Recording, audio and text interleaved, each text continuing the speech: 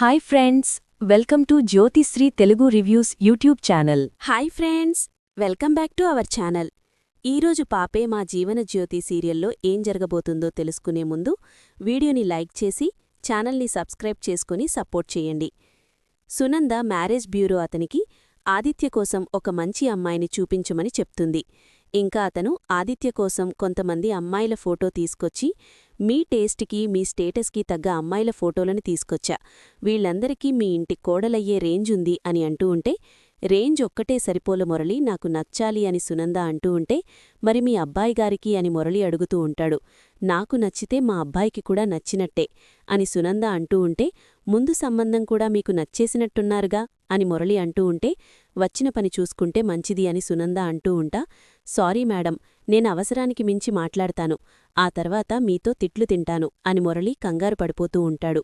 ముందు వచ్చిన పని చూడు అని సునంద చెప్పడంతో మురళి అమ్మాయిల ఫోటోల్ని చూపిస్తూ, మేడం, ఈ ఫోటో చూడండి, ఈ అమ్మాయి చాలా డబ్బున్న అమ్మాయి, ఒక్కగాని ఒక్క కూతురు అని చూపిస్తూ ఉంటే, నచ్చలేదు అని సునంద అంటూ ఉంటుంది. ఈ అమ్మాయి ఫారెన్లో చదువుకొని ఈ మధ్యనే ఇండియాకి వచ్చేసింది, ఈ అమ్మాయికి తెలుగు రాదు మేడం అని మురళి చూపిస్తూ ఉంటే, నచ్చలేదు అని సునంద చెప్తూ ఉంటుంది. మురళి, నాకు కావలసింది స్క్రాప్ కాదు, మేలు మీ బంగారం, అమ్మాయిని చూడగానే నా కొడుకు కోసమే పుట్టింది అనిపించాలి, అలాంటి అమ్మాయిని తీసుకురాని సునంద చెప్పడంతో, అలాగే మేడం, ఈసారి మీకు సర్ప్రైజ్ ఇస్తాను అంటూ మురళి అక్కడ్నుంచి వెళ్ళిపోతాడు. ఇంతలో శశికాంత్ అక్కడికి వచ్చి అదంతా చూసి, నువ్వు ఎండి ఫోటోలు చూసినా ఆనందిలాంటి అమ్మాయి దొరకదు అని అంటే, అలాంటి నమ్మించి మోసం చేసే అమ్మాయి ఎప్పటికీ దొరకదండి, పొరపాటున ఎక్కడ మళ్ళీ అలాంటి అమ్మాయి నా కొడుకు జీవితంలోకి వస్తుందేమో అన్న భయంతోనే ఈసారి జాగ్రత్త పడుతున్నాను అని సునంద అంటుంది. సరే సునంద, నీ ప్రయత్నాలు ఆపమని చెప్పను, ఎందుకంటే నువ్వు నీ కొడుక్కి పెళ్లి చెయ్యాలన్న ఆలోచనలో ఉన్నావు, కాని అది జరగదు సునంద, ఎందుకంటే ఆనందీ ఆదిత్యల బంధం అంత తేలిగ్గా తెగిపోయే బంధం కాదు.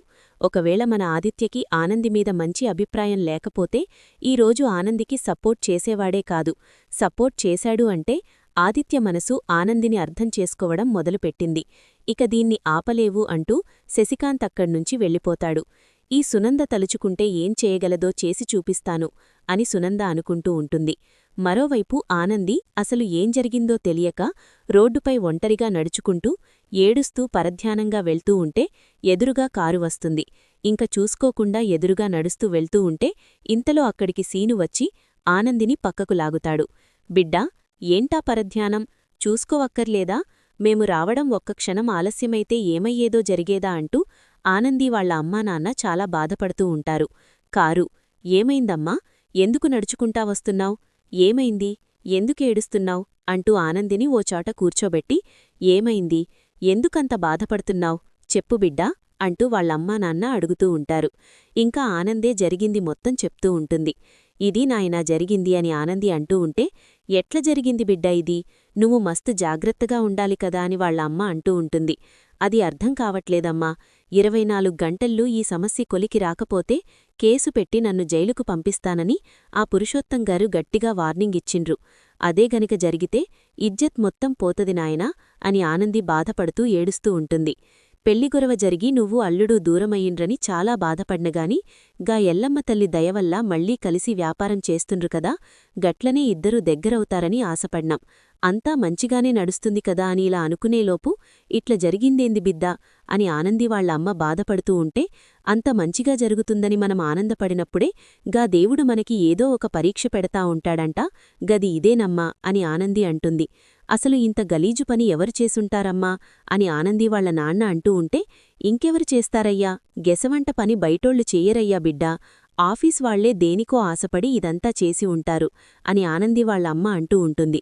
బిడ్డా, మీ అమ్మ చెప్తుంది నిజమే అనిపిస్తోంది బిడ్డా, మరిప్పుడు ఎట్టా అని ఆనంది వాళ్ల నాన్న కంగారు పడుతూ ఉంటే, ఏముంది నాన్నా, చెప్పినా కదా, 24 గంటల్లో నిజం నిరూపించుకోకపోతే ఆ పురుషోత్తంగారు అన్నంత పనే చేస్తారు అని ఆనంది బాధపడుతూ ఉంటుంది. బిడ్డా, నా కాళ్ళు చేతులు ఆడట్లేదే, ఇప్పుడేం చెయ్యాలా, అమ్మా, ఎల్లమ్మ తల్లి, నా బిడ్డకిన్ని కష్టాలిచ్చినావేందమ్మా అని వాళ్లమ్మ బాధపడుతూ ఉంటే, అమ్మా, ఏడవకమ్మా అని ఆనంది అంటూ ఉంటుంది. ఏడవకుండా ఎట్టా ఉండాలే, చిన్నప్పటి సంధి కష్టాలు పడుతూనే ఉన్నాం, గా లాయరమ్మ కోసం కాళ్లు లేనివాడిని పెళ్లి చేసుకున్నావు కదే, ఆదిత్యబాబకి కాళ్లు వచ్చాయి కదా అని మీరిద్దరూ కలిసి కాపురం చేసుకుంటారని అనుకుంటే అడుగడుగునా అవంతరాలు వచ్చి గా కార్యం కూడా జరగకపోయాయి. అత్త అండగా నిలబడతది అనుకుంటే చెయ్యని తప్పుకి ఇంట్లోంచి బయటికి గెంటేసింది ఆ సునందమ్మ. ఇంకెన్ని కష్టాలు పెడతాడే ఆ దేవుడు నీకు అని ఆనంది అంటూ ఉంటే, అమ్మా నువ్వేం బాధపడకు, కష్టాలు మనుషులక్కాక మాండ్లకు వస్తాయా అని ఆనంది అంటూ ఉంటుంది. బిడ్డా అదంతా కాదు, ఇప్పుడు మనం సమస్యల నుంచి ఎట్లా బయటపడాలా అని ఆనంది వాళ్ల నాన్న అంటూ ఉంటే, ఒకే ఒక్క మార్గముంది నాన్నా, ఈ పని ఎవరు చేసిండ్రో దీని వెనకాల ఎవరున్నారో తెలుసుకొని నిజాన్ని నిరూపించుకోవాలి అని ఆనంది అంటూ ఉంది. మాకు చదువు రాదు కద బిడ్డా, తెలివితాటలు లేకపోయాయి.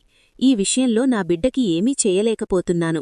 నాకు బస్తు బాధగా ఉంది బిడ్డా అని అంటూ ఉంటే, అవును బిడ్డా, నువ్వు బాధపడుతుంటే చూస్తూ ఉండడం తప్ప మేమేమీ చేయలేకపోతున్నాం బిడ్డా అని ఆనంది వాళ్ల అమ్మా నాన్న బాధపడుతూ ఉంటే, నాన్నా అమ్మా మీరేం పరేషాన్ కాకండి. మీరు నాకు సహాయం లేకపోయినా మీరిచ్చిన ధైర్యం నాకు అండగా ఉంటుంది. గా శివయ్య అనుగ్రహం తోడుగా ఉంటుంది. అది చాలు నాకు. ఏదేమైనా సరే నేను ఏ తప్పూ చేయలేదని 24 గంటల్లో నిరూపించుకుంటాను అంటూ ఆనంది వాళ్ల అమ్మా నాన్నతో అక్కడ్నుంచి వెళ్తుంది. ఇక తర్వాత ఆనంది అమ్మానాన్న సూర్యజ్యోతి వాళ్ల దగ్గరికి పరిగెత్తుకు వచ్చి, నా బిడ్డను ఎలా అయినా మీరే కాపాడాలి అని అడగడంతో, ఏమైంది అని జ్యోత అమ్మ అడుగుతుంది. ఏం చెప్పమంటావు లాయరమ్మా, మంచోళ్లని ముంచాలని మందంతా చూస్తారు. దేవుడి దయవల్ల అల్లుడు తాన పని చేసుకోవడానికి అవకాశం దొరికింది అనుకుంటే గంతలోనే పెద్ద ప్రమాదం వచ్చిపడింది లాయరమ్మ అని పద్మమ్మ అంటూ ఉంటే, ఏమైంది పద్మమ్మ అని జ్యోతమ్మ అడుగుతూ ఉంటుంది. బిడ్డకి చానా పెద్ద కష్టమే వచ్చిపడింది లాయరమ్మ. ఆఫీస్లో జరిగిన ఓ తప్పుకి నింద బిడ్డమీద పడింది. అసలు ఏం జరిగింది అంటూ పద్మమ్మ జ్యోతి వాళ్లతో అంతా చెప్తూ ఉంటుంది. గిది బాబూ జరిగింది.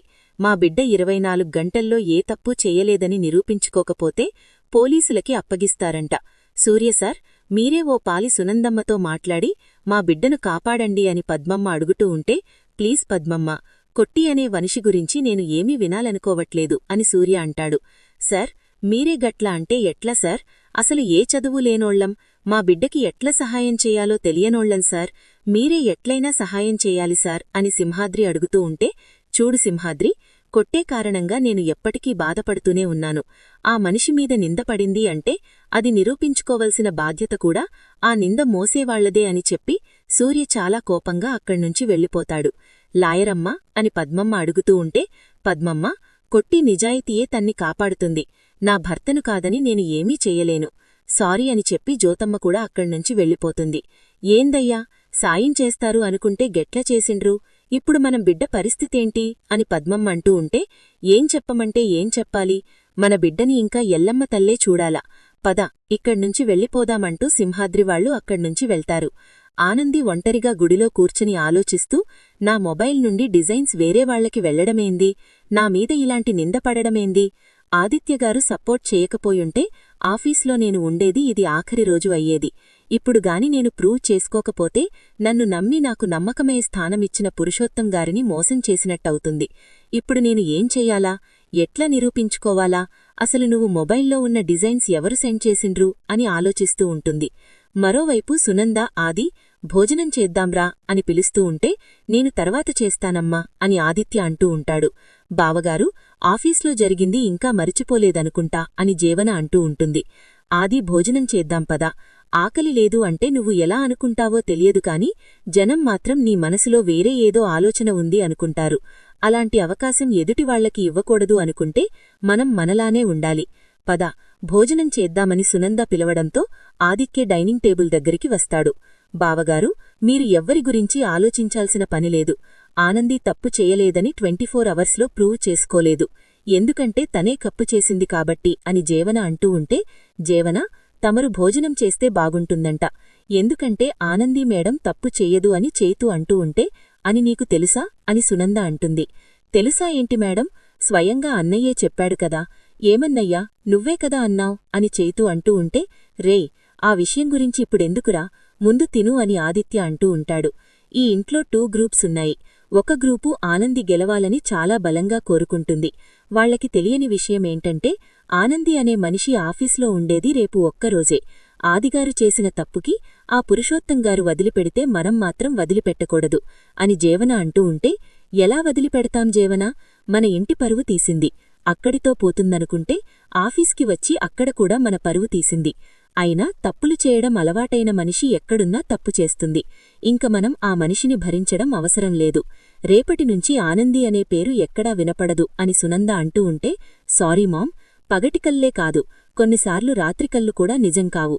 ఎందుకో తెలుసా, మనం ఊహించుకున్నదానికి వాస్తవానికి చాలా తేడా ఉంటుంది అని చైతు అంటూ ఉంటాడు. అది నిన్ను చూస్తే అర్థమవుతుంది అని సునంద అంటూ ఉంటే, మామ్, నువ్వు ఏం ఫీలవ్వనంటే నీకొక విషయం చెప్తాను. అదేంటో వినండి. ఆనంది వదిన తప్పుని సరిదిద్దే మనిషే కాని తప్పు చేసే మనిషి కాదు. శ్రీతన్ మ్యారేజ్ విషయంలో ఏం జరిగిందో ఎవరికీ పూర్తిగా తెలియదు. బట్ వదిన నింద మోస్తోంది. ఇప్పుడు చెయ్యని తప్పుకి వదిన నింద మోస్తోంది. కాని వదిన తప్పు చేసిన వాళ్లని అంత తేలిగ్గా వదిలిపెట్టదులే. 24 గంటల్లో తప్పు చేసిన మనిషి అందరి ముందు నిలబెడుతుంది. వదిన చాలా తెలివైంది. తన లాయర్ బ్రెయిన్తో తను చాలా తెలివిగా చీట్ చేసిన వాళ్ల అంతు చూస్తుంది. నాకు తెలిసి వదిన అని చైతు ఆనంది గురించి చెప్తూ ఉంటే, అక్కడితో ఆపే అని సునంద అరవడంతో ఇంక ఆదిత్య భోజనం చేయకుండా లేచి వెళ్ళిపోతుంది.